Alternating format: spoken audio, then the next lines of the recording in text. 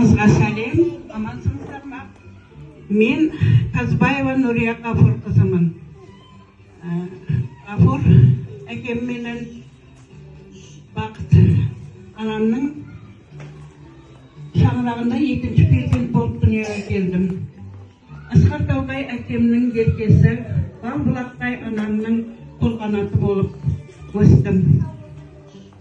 Алғаш менен мектепте орыс тілі пәнінің мұғалімі болып жұмыс жасадым. Зейнеттен алдым, 14 жыл бойы балабақшада тәрбиеші болдым.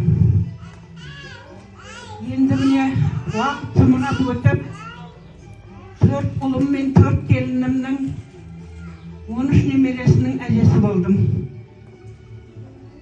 Енді балаларым бақтым, немерелерім жақтым деп, елімнің тыныштығын,